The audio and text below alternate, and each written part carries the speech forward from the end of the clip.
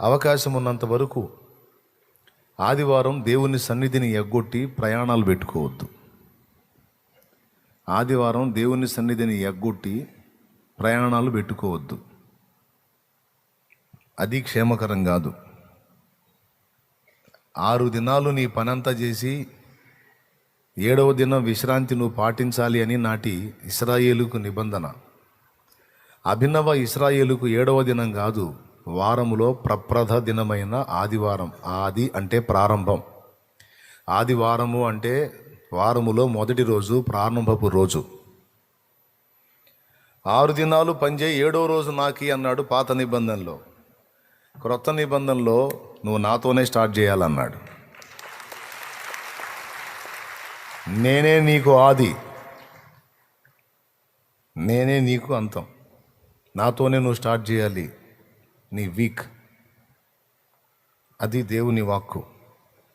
కాబట్టి ఇప్పుడు ఆ ఉన్నది ఒక సండే, ఆ సండేలో నువ్వు నీ బుర్రకి ఎక్కించుకునే అంశం కూడా తక్కువే. మళ్ళీ దీనికి కూడా మళ్ళీ నువ్వు బోడి పెత్తనాలు పెట్టుకొని ఓళ్ళమిటి రోడ్లమిటి తిరుగుతూ ఉంటే ఎట్లా కుదురుతుంది? అసలు ఏం భక్తి నీ భక్తి? ఎప్పుడు అవకాశం వచ్చిద్దా దేవుని సన్నిధికి పరిగెత్తుదాం అనేది భక్తుల లక్షణం.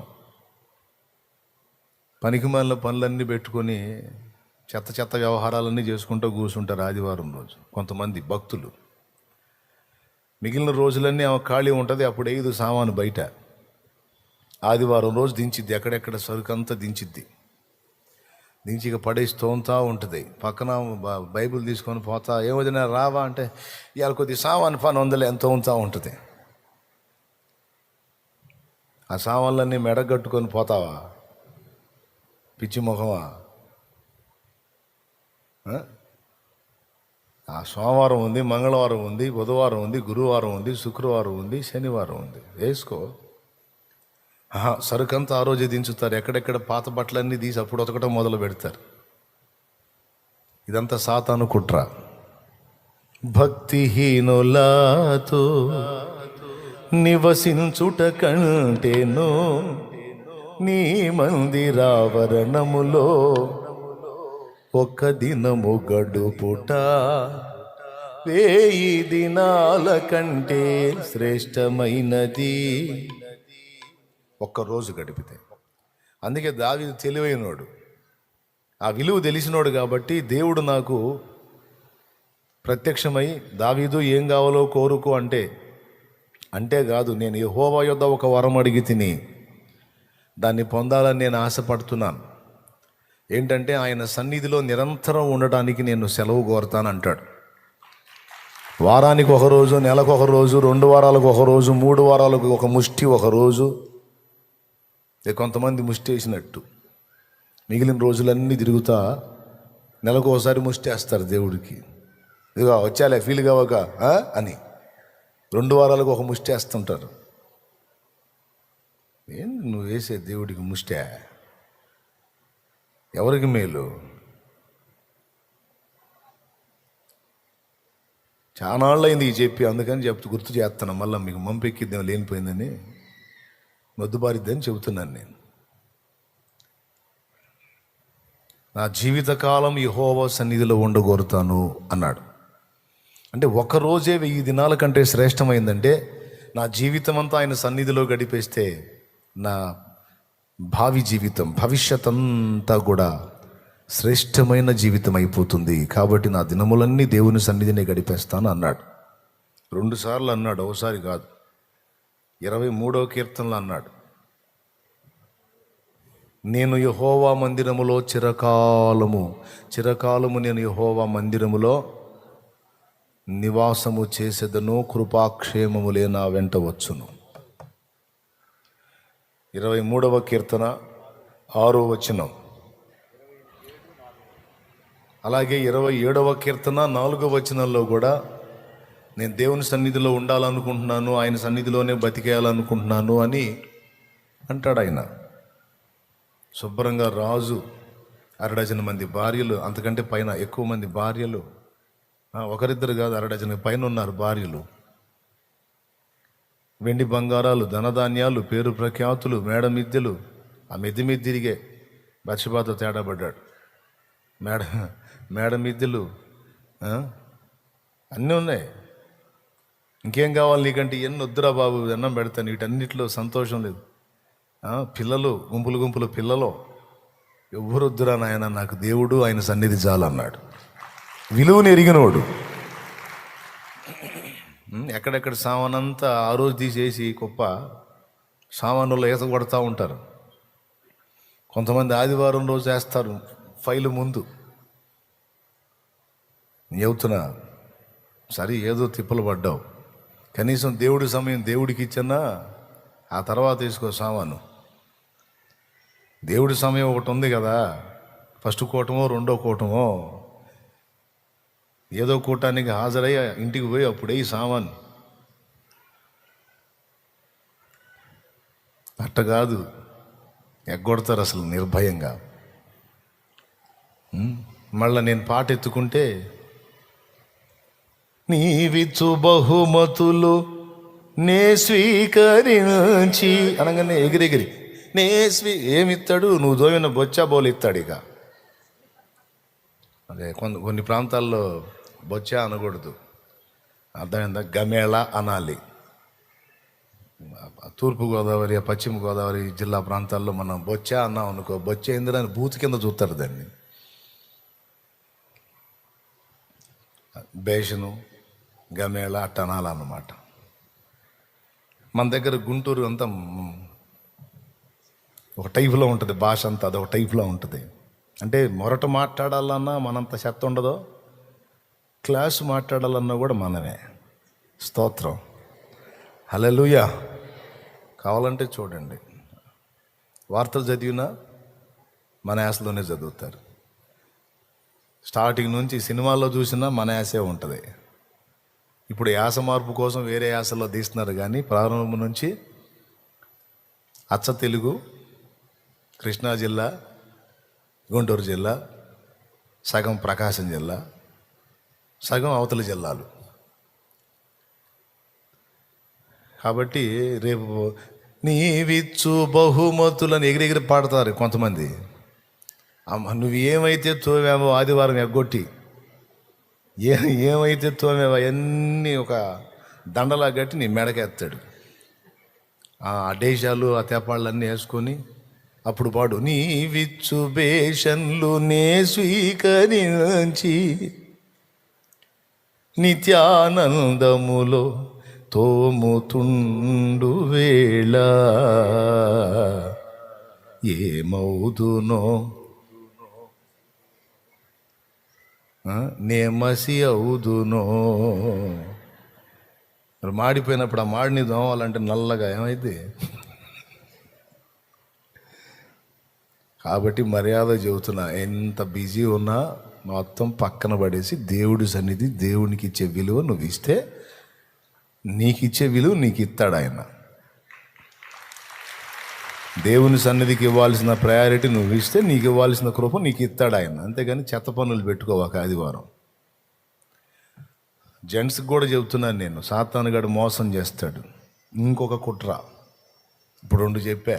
ఒకటి, సన్నిధికి వచ్చి మాత్ర వేసుకున్నట్టు యేసయ్య శరీరం మాత్ర వేసుకుని నీళ్లు పోసుకుంటాట, యేసు రక్తం పోసుకొని ఇంక పరిగెత్తానే ఉంటారు ఒక్కొక్కళ్ళు. నీకు అంత హడావుడి ఉంటే 2వ కూటానికి రా, ముందు పోయి హడావుడి చూసుకో. లేదా సెకండ్ దానిలో హడావుడి ఉంటే ముందు కూటంలో, అందుకే 2 కూటాలు నీకు అవకాశం ఇచ్చా. అంతేగాని సగం కూర్చొని సగం వెళ్ళవాకు, తేడా పడతామని చెప్తున్నా. ఒకటి. రెండవది, ఆదివారం దేవుడి సన్నిధి, దేవుడి సమయం. ఆదివారమే కాదు, శుక్రవారం ఛాన్స్ ఉంది, బుధవారం ఛాన్స్ ఉంది. ఇంటికాడు కూర్చొని చెత్త పనులు చేయకపోతే సన్నిధికి వచ్చి బుధవారం వాక్యం వినొచ్చుగా, దేవుని సేవకు రెడీ అవుతావు. కొంతమంది నంబర్ 1 సోమవారులు అన్నమాట. ఈ మధ్యలో దగ్గరలోనే ఉంటారు, దగ్గరలోనే ఉంటారు, రారు. ఆదివారం పోవటమే పిర్యం. అర్థమైందా? పిర్యం అంటే తెలుసా? ఆ రేట్ ఎక్కువ. ఆదివారం పోవటమే ఎక్కువ. మళ్ళీ ఇంక శుక్రవారం అంట, బుధవారం అంట, వీడికేం పని పాట లేదు, మాకు లేదు అయింది. బుధవారం ఏమన్నా నైట్ పగల పెట్టాం, నైట్ కదా పెడుతుంది, పగలంతా చేయి, సాయంత్రం కూర్చొని ఇల్లు 2 గంటలు. ఇంకా చెప్పాలంటే భర్త కష్టం చేయటానికి వెళ్ళి భార్య ఖాళీగా ఉండేటువంటి స్థితిలో కొన్ని కుటుంబాలు ఉన్నాయి. భర్త పనికి వెళ్ళి భార్య ఇంటికాడ ఉండే అవకాశం కొన్ని కుటుంబాలకు ఉంది. ఆయన పని ఆయన చేస్తున్నాడు. చక్కగా ప్రతిరోజు కొంత సమయం నువ్వు నీతో పాటు అలాగా ఖాళీగా ఉండే కొంతమంది వాళ్ళని సమకూర్చుకొని దేవుని సన్నిధిలో రోజు 1 గంట ప్రార్థన చేస్తే సేవ చేసినట్టు కాదా? సేవ చేసినట్టు కాదా? ప్రతిరోజు దేవుని సన్నిధిని సమీపించి ఆరాధించిన ధన్యత నీకు రాదా? ఒకరోజు 1000 దినాల కంటే శ్రేష్టమైంది అంటే ప్రతిరోజు కొంత సమయం దేవుడి సన్నిధిలో ప్రార్థనా సేవలో పరిచర్యలో నువ్వు వాడబడితే అది ఎంత దీవెన. కానీ సైతానుగాడు ఆ పని చేయనీడు, అది చేయనీడు. వాళ్ళని వేసుకొని బజార్ల అమ్మిడి తిరగటం, షాపింగులు చేయటం, శుద్ధి మీటింగులు వేసుకోవటం. మిమ్మల్ని కాదులే, ఆడవాళ్ళని చెప్తున్నాను. పాపం మీరు చాకిరీకి వెళ్ళాలి కదా అంటే ఇళ్లలో కొంతమంది మేము కూడా చేస్తున్నాం జాబ్ అంటే మీకు చెప్పట్లా, ఖాళీగా ఉండే వాళ్ళ కోసం చెబుతున్నాను నేను. ఆ టీవీలు పెట్టుకోవటం, ఆ సీరియల్లో సినిమాలో చూసుకోవటం, సెల్ ఫోన్ చూడటం, పిచ్చి పిచ్చి పనులు చేయకపోతే 1 గంట దేవుని మందిరానికి సరదాగా అట్ట వాకింగ్ చేసినట్టురా రోగాలు పోతాయి. ఒక్కరోజు గడిపితే 1000 దినాల దీవెన అంటే ప్రతిరోజు కొంత సమయం ప్రార్థించడంలో నువ్వు గడిపితే ఎంత దీవెన, ఎన్ని అబద్ధాలా. కానీ ఆ మైండ్ రానీడు లూసిఫర్.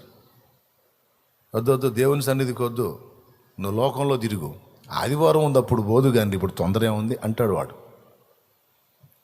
నీకు కూడా ఖాళీ ఉందనుకో, ఎందుకు లోకంలో గడపాలా, వచ్చి కాసేపు నీతో పాటు 4 సహోదరులను కూర్చుకొని మోకాళ్ళేసి ప్రార్థన చెయ్యి. దేవుడు చూస్తాడు, ఆయన ఇచ్చే కృప ఆయన ఇస్తాడు, నీకు ఇస్తాడు. అబద్ధాలైతే కాదు కదా. సో 2, మొదటిది ఏంటి, సగం భక్తి చేయకూడదు. చెప్పండి, సగం భక్తి చేయకూడదు. 2, వారానికి నువ్వు ఇచ్చేదే ముష్టి రోజు ఒక రోజు, ఆ ముష్టి రోజు కూడా ఇంకొకళ్ళకి వేయవాకు. దేవుడికి పాపం కేటాయించి పాపం ఫీల్ అయిపోతాడు ఆయన. ముష్టేస్తావా లేకపోతే ఆసక్తిగా బరిగెత్తుతావా? ముష్టేస్తే రేపు అక్కడ ముష్టి చెప్పేది తీసుకుంటావాడా, అది తీసుకొని నీవిచ్చు ఆ పేరు పెట్టి పాడుకోవాల్సి వచ్చింది. నేను చెప్పేది కహాని కాదు, వాక్యం ఉంది. ఒకడు చేసిన కష్టము కొలది వాడు జీతం పుచ్చుకున్నదని యేసయ్య బలిగాడు. ప్రతి వానికి ఇచ్చుటకు నా యొద్ద జీతము కలదు అని చెప్పాడు. నాకేం పిచ్చి బట్టి కాదు, ఒక్కరోజు కూడా ఖాళీ లేకుండా తిరుగుతుంది. నాకు దాని విలువ తెలుసు, అందుకు తిరుగుతున్నా గ్యాప్ లేకుండా. ప్రతిరోజు దేవుని సన్నిధిలో కాసేపు ప్రార్థన చేసుకుంటా. అంతకుముందు ఇక్కడ డైలీ పొద్దున్నే 5 ప్రార్థన పెట్టేవాళ్ళు. నేను వచ్చి ప్రార్థన చేసుకుందామంటే వాళ్ళు ప్రార్థన చేస్తుండేవాళ్ళు, పాటలు పాడుతుండేవాళ్ళు. అందుకని వాళ్ళని ఇక్కడ ఖాళీ చేపించి వెనక పెట్టించా. తిట్టుకుంటూ పోయారు వెనక్కి, పోండి మధ్య లేకుండా పోండి, మీ దెబ్బకి నేను ప్రార్థన చేసుకోకుండా అయిపోతున్నానని. ఇప్పుడు ఆ వెనక షెడ్, బ్యాక్ సైడ్ షెడ్ ఉంది, చక్కగా అందులో కూర్చొని ఇక వాళ్ళు పాటలు పాడుకొని ప్రార్థన చేసుకుంటున్నారు. ఎవరు వచ్చినా ఇక్కడ చేసుకోవచ్చు, అక్కడ చేసుకోవచ్చు. అయితే తెల్లవారుజామున అనేక మంది వచ్చి ప్రార్థన చేసుకోవడానికి ఇష్టపడతారు కనుక, ముఖ్యంగా నేను ఇష్టపడతాను కనుక, అంటే పగలపూట నేను వచ్చాను అనుకో, ఇక నన్ను ప్రార్థన చేసుకునేరు. నాకు ఇక అదే జరిపోద్ది. నా పక్కన కూర్చుంటారు, ఇక ఎక్కువసేపు చేసుకుంటున్నాను అనుకో, దగ్గుతుంటారు పక్కన. అంటే ఒరే బాబా నేను వచ్చాను చూడని. జనాలు లైన్లో ఉన్నప్పుడు నిద్ర లేచిన తర్వాత నేను కనపడ్డానంటే నన్ను చేసుకుని ప్రార్థన. అందుకని వాళ్ళు శుభ్రంగా ఎక్కడో అక్కడ గురకబెడుతున్నప్పుడే వచ్చి ప్రార్థన చేసుకుంటాను నేను. స్తోత్రం. చక్కగా వచ్చి ప్రార్థన చేసుకో. ప్రతిరోజు దేవుని సన్నిధిలో గడపాలి. ఇది గుర్తుపెట్టుకోండి, మళ్ళీ చెప్పను. ఇంట్రెస్ట్ ఉంటే రాసుకో. సగం భక్తిలో లేచిపోతే కీడులో పడే అవకాశం ఉంది, శత్రువుకి చిక్కే అవకాశం ఉంది. ఒకటి. రెండవది వచ్చేసి దేవునికి ఇచ్చేటువంటి సమయము ఆదివారం ఒక్క పూటిస్తేనే 1000 దినాల శ్రేష్టమైతే ప్రతిదినం కొంత సమయం మనం దేవుని సన్నిధిలో కేటాయిస్తే, ఆయన మందిరావరణంలో ప్రవేశించి ఆయన్ని సన్నుతిస్తే, ఎన్ని దినాలు నువ్వు సన్నుతిస్తే అన్ని దినాల శ్రేష్ఠ ఆశీర్వాదం నీకు లభిస్తుంది. ఉందా లేదా? ఒక్క దినము గడుపుట 1000 దినాల కంటే శ్రేష్టం అన్న మాట ఉందా లేదా? దేవుని సన్నిధిలో ఒక్క దినము గడుపుట 1000 దినముల కంటే శ్రేష్టం అన్న మాట ఉందా లేదా? ఏడుంది? ఉంది, కానీ మొత్తానికి ఏడో ఉంది. మొత్తానికి బైబిల్లోనే ఉంది. 3 అంకెలు లెక్క పెడతా, దమ్ముంటే చెప్పండి. 1, 1.5, 2,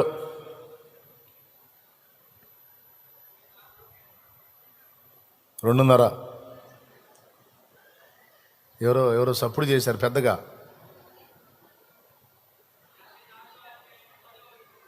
54వ కీర్తన 10, 84, 10, 94, 10, 84, 10, 84, 10. మొత్తానికి ఎవరో చెప్పాడు తమ్ముడు. నీ ఆవరణములో ఒక దినము గడుపుట 1000 దినముల కంటే శ్రేష్టము. సబాష్. అది ఆ మాటనే పాటలో పెట్టాడు దైవ సేవకుడు. ఏముంది నాయన? మళ్ళీ చదువు. నీ ఆవరణములో ఒక దినము గడుపుట. ఎక్కడ? మీ ఇంట్లో సెల్ ఫోన్ ముందు, టీవీ ముందు, బేషన్ల ముందు, బాసాన్ల ముందు, ఫ్రెండ్స్ ముందు, పక్కింటోళ్ళ మీటింగుల్లో ఒక్క దినం గడపటం 1000 దినాల కంటే శ్రేష్టం అన్నాడా? మరి ఏమన్నాడమ్మా? ఏమ్మా? నీ ఆవరణములలో, ఇది ఆయన ఆవరణం, నీ ఆవరణములో ఒక్క దినము గడుపుట 1000 దినముల కంటే శ్రేష్టము. భక్తిహీనుల గుడారములో నివసించుట కంటే నా దేవుని మందిర ద్వారమునొద్ద నుండుట నాకు ఇష్టం అన్నాడు.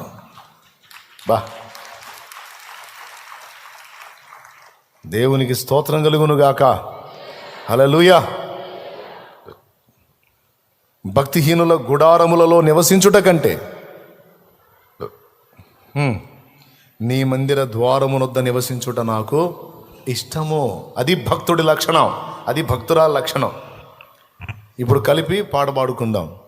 భక్తిహీనులతో నివసించుట కంటెను నీ మందిరావరణములో ఒక్క దినము గడుపుట. భక్తిహీనులతో నివసించుట కంటెను నీ మందిరావరణములో ఒక్క దినము గడుపుట 1000 దినాల కంటే శ్రేష్టమైనది. 1000 దినాల కంటే శ్రేష్టమైనది.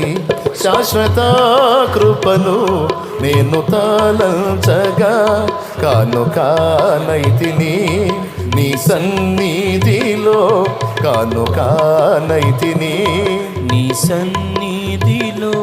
శాశ్వత కృపను నేను తాళంచగా. దేవునికి మహిమ. కొంతమంది మైండ్ ఎట్లుంటుందో తెలుసా? ఇప్పుడు నేను చెప్పా కదా, 4 రోజులు కనపడతారు, ఎగిరి 4 రోజులు కనపడతారు. అత్తనా నాన్నయ్య అనుకుంటా. ఏంటి మళ్ళీ నేను కనపడను కదా, నేను ఏడగొడకపోతే పోతా ఉంటా కదా, 4 రోజులు చేసి మళ్ళీ సర్దుకుంటారు. అంటే ఛార్జింగ్ దిగిపోయింది మళ్ళీ. ఎట్లాంటి వాళ్ళు అంటే, నేను ఒక స్టోరీ చెబుతా చూడు. ధనవంతుడు ఒకడు, బాగా డబ్బున్నాడు. అప్పటి రోజుల్లో ధనాగారాలు ఉండేవి, వాటి కాపలా వాళ్ళని పెట్టేవాళ్ళు. మంచి బలశాలి కావాలి నాకు ధనాగారం కాపలా గాయటానికి అని వాడు వెతుకుతూ ఉంటే ఒక చోట పెద్ద కుస్తీ పోటీ ఒకటి జరుగుతుంటే మంచిగా జరుగుతూ ఉంటే పోయాడు. పోతే ఒకడు అసలు ఇంకా మనిషి రాకముందే కేకలేస్తున్నారు జనం. అదుగో పులి వస్తున్నాడు, అదుగో సింహం వస్తున్నాడు, అదుగో ఒక్క దెబ్బతోనే మట్టి గరిపిస్తాడు అనుకుంటా కేకలేస్తున్నారు. వీడేవుడు ఇటు రాకముందు ఎంత చెడు హడావుడి చేస్తున్నారు జనం అని ఇటు చూస్తూ ఉన్నాడు ఈ ధనవంతుడు. నిజంగా వాళ్ళు కేకలేసినట్టు, వాళ్ళు ఏళ్ళు వేసినట్టు, గోల్ చేసినట్టుగానే ఇక్కడ వచ్చాడు, రానే వచ్చాడు, అలా పట్టేసి చుట్టేశాడు, అలాగే ఎత్తి పడేశాడు, చేతులు ఎత్తాడు, అయిపోయింది, గెలిచాడు. కనీసం 2 పట్లు బట్టి కాస్త ఏదైనా పెనుగులాడింది కూడా లేదు. అలాగ వచ్చాడు, ఆయన పట్టుకున్నాడు, అలా పైకి లేపాడు, ఎత్తి కింద పడేశాడు, అయిపోయింది. అది లేవాల మళ్ళీగా బయడు మహాబలవంతుడురా అని అయిపోయిన తర్వాత ఈ పోటీల్లో నీకు ఎంత ఇస్తారా అన్నాడు. ఆడేదో చెబుతాడుగా, ఆడి జీతం ఏదో ఆడు నాకు ఇంత ఇస్తారండి అని. నేను దానికి 4 గింతలు ఇస్తా, నువ్వేం లేదు, నా ధనాగారాన్ని కాపలగాయాలి, దొంగలు వస్తే అడ్డుగించాలి. ఇంత బలవంతుడు కాబట్టి 10 మందినైనా కొట్టగలిగే సామర్థ్యం నీకుంది కాబట్టి మరి నేను ఇస్తానురా, నీకు నువ్వు పొందేదానికంటే చాలా రెట్లు ఇస్తాను, నీకెందుకు, నువ్వు కానీ అన్నాడు. తీసుకెళ్ళాడు, పెట్టాడు, ధనాగారం దగ్గర కాపలా పెట్టాడు. 4 రోజులు గడిచింది. తర్వాత దొంగోళ్ళు వచ్చారు, అటు కూర్చొనే ఉన్నాడు. దొంగోళ్ళు వచ్చారు, చూస్తానే ఉన్నాడు. శుభ్రంగా ఆ ధనాగారంలోకి వెళ్ళి కొంత సొమ్ము దోచుకొని పోయారు. మరుసటి రోజు రాజు వచ్చి ఆ ధనవంతుడు వచ్చి లెక్క చూసుకున్నాడు, డబ్బు తగ్గి ఉంది. ఏందిరా, నేను పెట్టిన అమౌంట్లే తగ్గింది ఏందిరా అన్నాడు. అంటే దొంగలు పడ్డారండి అన్నాడు. దొంగలు పడ్డారండి అన్నాడు. దొంగలు పడ్డారని చెబుతున్నావు, నువ్వేం చేస్తున్నావురా అన్నాడు. నేను చూస్తున్నానండి అన్నాడు. చూడటానికంటారా నీకు జీతం ఇస్తుంది అన్నాడు.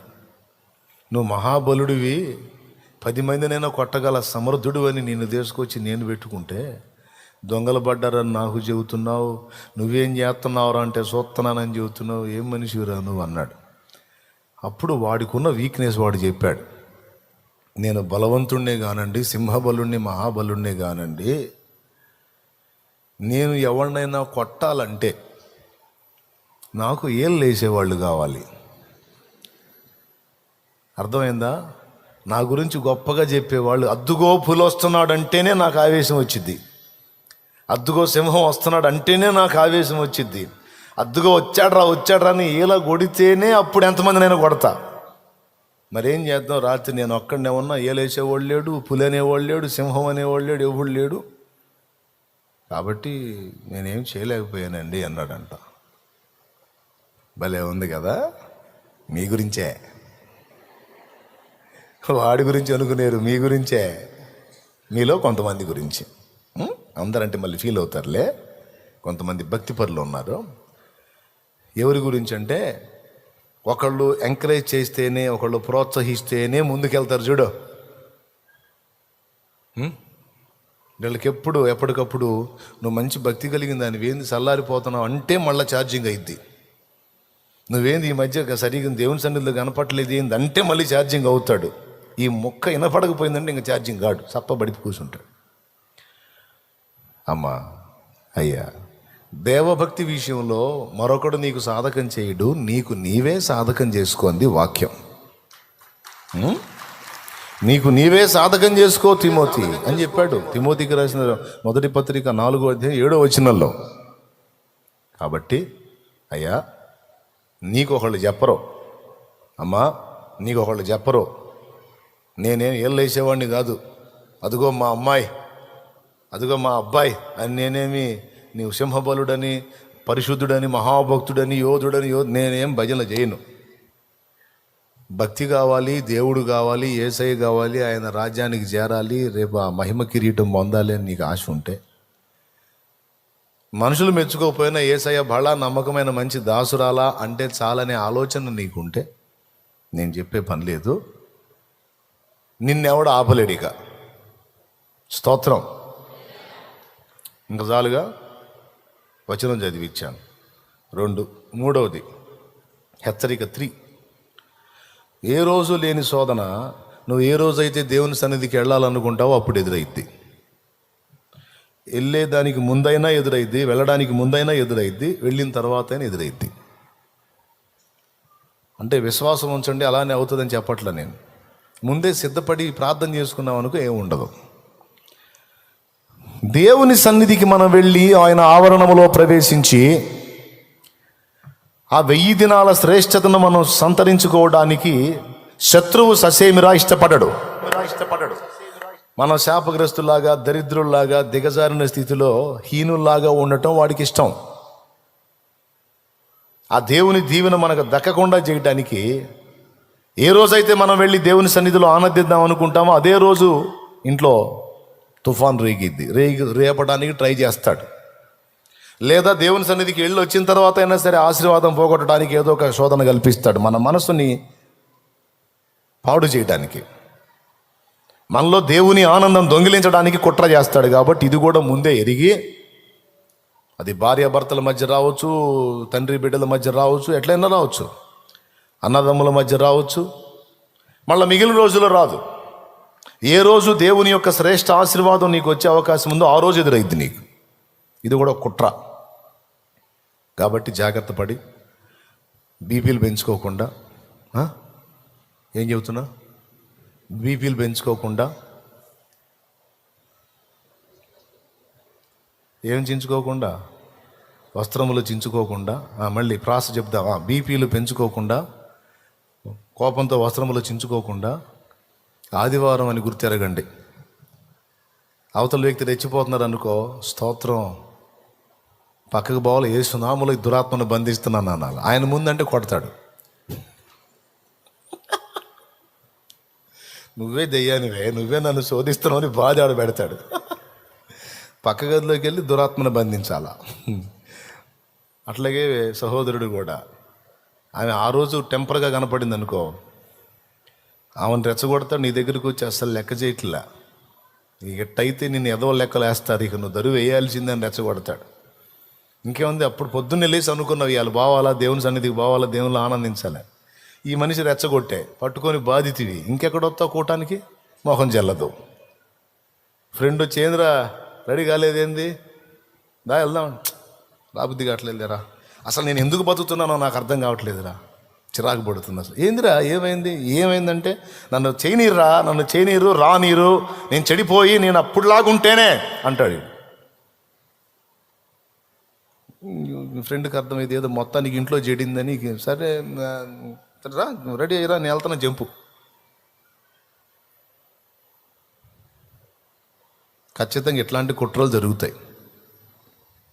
నేను రెచ్చగొట్టి వెనక్కి తీసుకెళ్ళడానికి, దేవుని సన్నిధిని నువ్వు ఆనందించకుండా చెడగొట్టడానికి కుట్ర జరిగిద్ది. ఏ రోజు రావాలనుకున్నావు ఆ రోజు, ముందు కానీ తర్వాత కానీ, ఈ రెండు గుర్తుపెట్టుకొని జాగ్రత్త పడు. ముందే ప్రార్థన చేయి, ఈరోజు నీ సన్నిధికి నేను వెళ్ళగోరాను, నీ సన్నిధిని గడపగోరాను కనుక దుష్టుడు అడ్డగించకుండా వాడిని యేసు నామములో బంధిస్తున్నాను అని ముందు బంధించి అవతల పడేవాడిని, వాడి క్రియలను బంధించి అవతల పడే, అప్పుడు నీకే శోధన రాదు. అయ్యా అర్థమైందా? చదివించిన వచనం ఒకటి, ఇటు చెప్పేది ఒకటి అనుకోవాకండి, నాకు తెలుసు, కానీ ఇది ప్రాముఖ్యం కాబట్టి చెబుతున్నా. ఎంతమందికి అర్థమైందమ్మా? శాలేమన్నా కనపడాలని చేయొద్దు, ఖాళీ ఉందనుకో వచ్చేసాయి. కనీసం నిర్ణయకాల కూటాలు బుధవారం శుక్రవారం అన్నా, లేదంటే చేయగలిగింది ఏం లేదు. ఉంటే మాత్రం అవకాశం పోగొట్టుకోవద్దు. ఏం బుధవారం రాకూడదని ఏమన్నా రూల్ ఉందా ఏంది? అది కూడా దేవుని సన్నిధి దొక్కే అవకాశం ఉంది కదా. ఆ రోజు కూడా సాయంత్రం వేళ చక్కగా వచ్చి వాక్యం నేర్చుకో, వాడబడతావు, వాడబారని కిరీటం పొందుతావు. వాడబారని కిరీటమునకై నన్ను పిలిచేను, వాడబారని కిరీటమునకై నన్ను పిలిచేను,